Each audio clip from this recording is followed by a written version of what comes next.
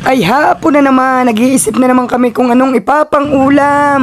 Lagi na lang problema ni Kabukid kung anong aming uulamin.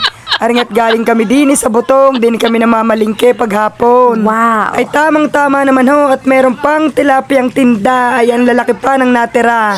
Ay di kami diyan ho, ay bumili na rin ng tilapia at tapa. Wow. At para nga ho may pang-ulam kami, kinabukasan din ang pang-almusal ang aking anak na yang si Bea. Ayan ho'y nakasimangot pa at yung pala ho'y may pinabibili. Ay hindi namin nabili at nagpapabili pala ho ng napkin.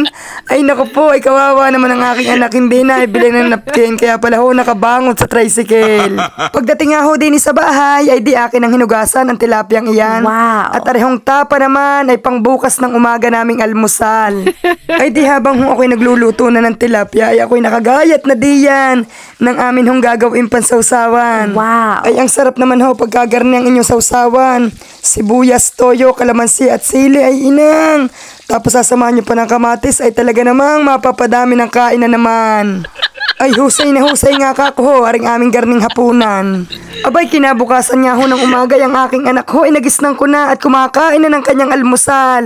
Siya ho'y nagsisirial na at siya daw ho'y nagutom na. Ay iba din nga ho pag ang anak niyo'y babae at talaga naman nagkukusa na sa kanyang sarili. Wow. Ay di diyan ho ay pinagluto ko na din na ring nuggets. At areho'y paborito ng aking anak, aring nuggets na rin. Wow. At ang amin naman ho ay di aring tapa na aming binili kahapon doon sa Butong.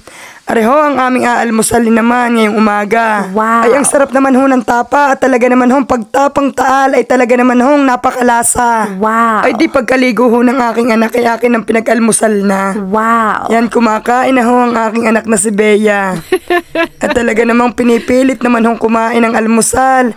At magagalit ho ang kanyang papa pag hindi ho kumain ng almusal iyan. Ay di yan ho ipagbabalot ko na din iyan. At siya daw naman ho magbabalot ng kanin at siya kakain uli ng kanin sa recess.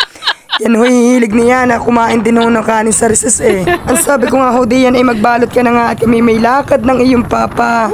At kami may pupuntahan pa. Ay wag ka nang umuwi nga mamaya tanghali at kami wala. Kaya kay magbalot na lamang. At diyan nga ho kami pauwi na. At kami napadaan pa din sa Alitagtag. At kami nakakita na ring ube at saka lumpia. Ay di kami nagmerienda muna bago kami umuwi. Ay di bumili na din ho ang aking asawa diyan ng liempo. At siya daw ho'y napapaibig magtukwat baboy. Wow. Ayan ho'y magaling maggawa ng tukwat baboy eh. Wow. Ay di akin muna hong inilaga ang baboy na iyan. At siya na din ho nagprito ng tukwa na yan. Ay malay ko gahong magluto niyan. At pag ho ako ang nagluto niyan ako'y mapupulaan laang. Ay di bahalang siya na lang ang magluto niyan. Basta ako'y magpiprito na lamang ho diyan ng baboy.